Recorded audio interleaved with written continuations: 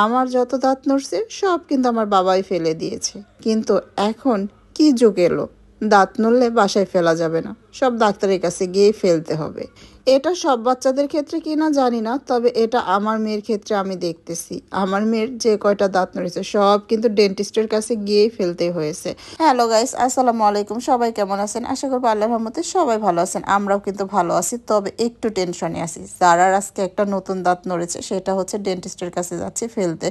যদিও 1 মাস ধরে হচ্ছে চেষ্টা করেছি বাসায় ফেলবো, কিন্তু কোনোভাবে বাসায় চেষ্টা করেও পারলাম না, কারণ দাঁতের নিচ দিয়ে দাঁত বের হয়ে যাচ্ছে, তারপরেও দাঁতটা একদমই নড়তেছে না, মানে শক্ত হয়েই আছে।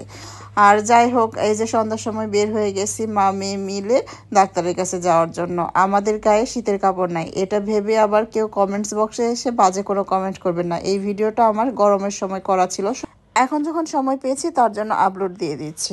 তো যাই হোক, সন্ধ্যার সময় মা মেয়ে মিলে বের হয়েছি ডেন্টিস্টের কাছে যাওয়ার জন্য দাঁত তুলতে। যারা একটু টেনশনে আসছে, তবে টেনশন হলেও ও কিন্তু মনে মনে একটু খুশি আছে, কারণ ও জানে যে প্রতিবার দাঁত তোলার পরে ও নতুন নতুন গিফট পায়।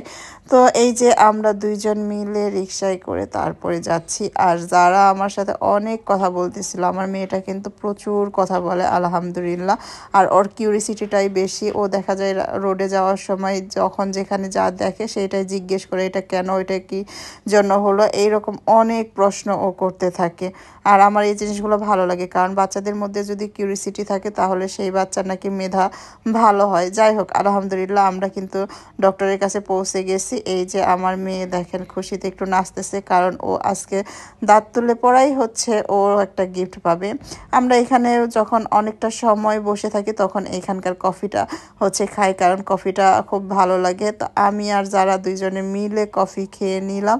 আর এই দেখেন এর মাঝখানে যারার কিন্তু দাঁত ওঠানো হয়ে গেছে। আমার মেয়েটা কিন্তু মাশাআল্লাহ অনেক সাহসী। ও কিন্তু হচ্ছে দাঁত তোলার পরে একটু কান্না করেনি, বরঞ্চ হাসতেছিল আর হচ্ছে ওর দাঁতটা চাইতেছিল। পরে ওর দাঁতটা ওকে হাতে ধরিয়ে দিলাম, ও দাঁত পেয়ে খুব খুশি। এটা আজকে ও বালিশের নিচে রাখবে আর ওকে হচ্ছে পরি এসে গিফট দিবে। আসলে ও জানে যে বালিশের নিচে হচ্ছে দাঁতটা রাখলে পরি গিফট দেয়। পরি তো আসলে গিফট দেয় না, ওর পাপা হচ্ছে এই দাঁতটা ও যখন বালিশের নিচে রাখবে ওর পাপা হচ্ছে চুপি চুপি একটা গিফট রেখে দিবে। আর ও ভাবে কি ওই গিফটটা হচ্ছে পরি দিয়ে যায়। আর এভাবে ওকে বোঝানো হয়েছে যাতে করে ও দাঁত তোলার পরে কান্নাকাটি না করে, ভয় না পায়। যাই হোক, দাঁত ওঠানোর পরে কিছুটা সময় আমরা ওইখানে বসেছিলাম, কারণ 1 ঘন্টা পরে যারা কিছু খেতে পারবে।